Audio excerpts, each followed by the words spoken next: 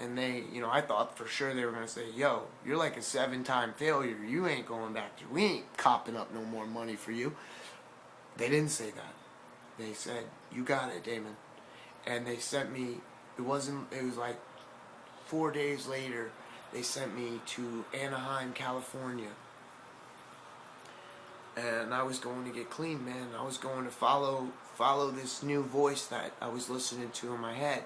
Because it gave me hope, man. Instead of going and getting heroin and dying like that, it was like, maybe there's another way.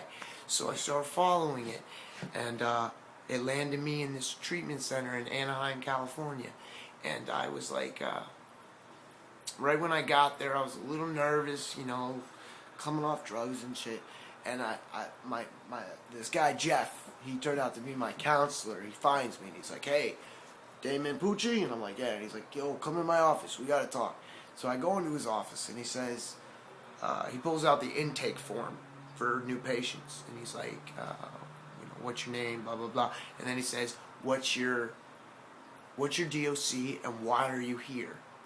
And I was like, well, my drug of choice is opiates and I'm here because, and I told him the truth. I told him what had happened, right, with the book and everything, and how I was kind of like following this, like a voice, like I was trying to following God, kind of, and it sounds crazy, right? Like it's like kind of insane, for normal people, or so I thought. I tell this man that I'm here to find a better relationship with God, and everything else is kind of rubbish. That's my main priority. Man, this guy looks at me with the most sideways grin, and he takes the paper and he crumples it up and he throws it across his office, and he walks over to his briefcase and he pulls out his Bible.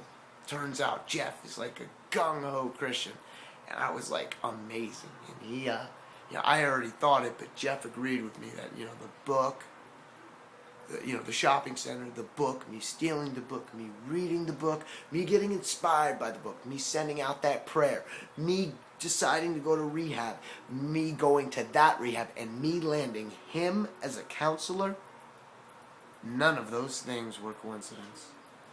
That I sought out God, and that was God delivering the promise that He'd be there for me. It was amazing. It was surreal, man.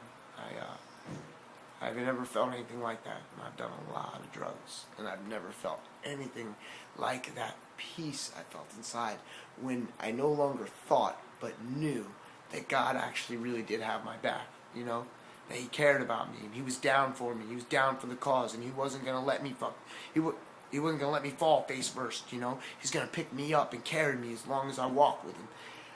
It felt good, man, and it has not stopped feeling good since then. But let me tell you something else. Like, I think it was like my second week in treatment, and Jeff comes up to me and he says, hey, man, you want to go to this tour? It's called Murder Your Flesh by Ryan Reese. He's a whosoever. And I'm like, a whosoever? And he's like, yeah, whosoever's. It's this Christian movement, right? And I was like, what is this all about? He shows me the testimony, right? This I did not know. Even though I finished reading that book, Stronger, by Brian, I did not know that the whosoever's is actually, it's a Christian movement composed of Ryan Reese. He's Raul Reese's son, the pastor of the Calvary out in Diamond Bar. Sonny Sandoval from POD, and Brian Head Welch. That's the Whosoever logo right there, by the way. So we go, man, and we go to this, and we go to this to Diamond Bar, and I get to listen to Ryan Reese give his testimony. It was amazing.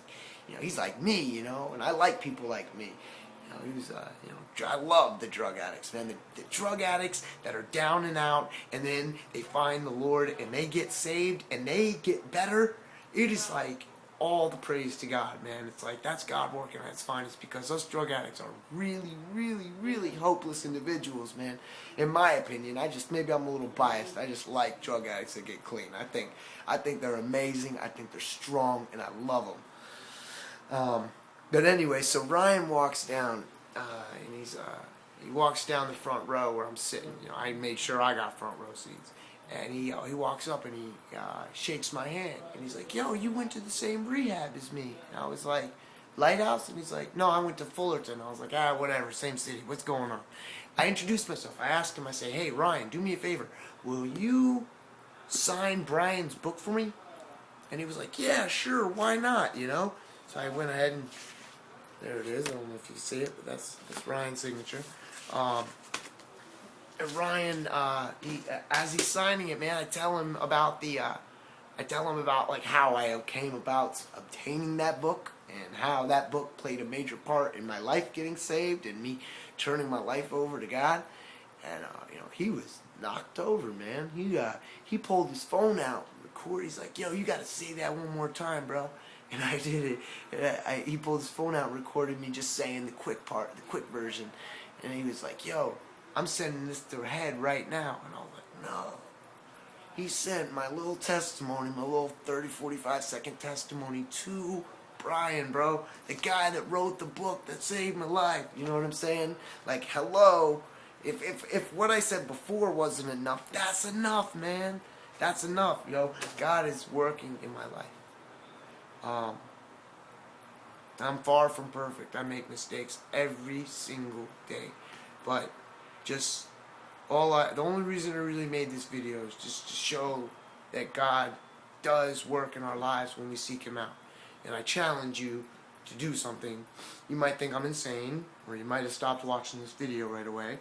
But if you're still watching, do something. If you need Him in your life, send out a prayer like I did. Didn't gotta be beautiful. All you gotta do is just say, yo, you up there, I need you down here. And let Him know, you know, spill your heart out to Him, talk to Him like you're talking to anybody else. And you know, worst case scenario, you know, I'm crazy, you know, and I'm wrong, and Brian's wrong, and everyone else that's, you know, child of God is wrong, you know. Worst case scenario, you waste what, 30 seconds of your life on you know, on a prayer that doesn't work. You know, it's worth it. You send it out there, and you send that type of prayer up, and you knock the ball into God's court, and you wait for Him to send it back, man. And keep your eyes open when you send that prayer out. And if you already found Christ, then go ahead and like challenge like someone who you know is struggling, you know, like a brother, sister, whatever. It doesn't matter. Anyone you know who's struggling with drugs, challenge them to do that, you know. Say, yo, you know, if you're real, then show me you're real. Do something about it. You know, you can't go wrong. You know, worst case scenario, it's only 30 seconds of your life wasted in prayer. Or your whole life can change.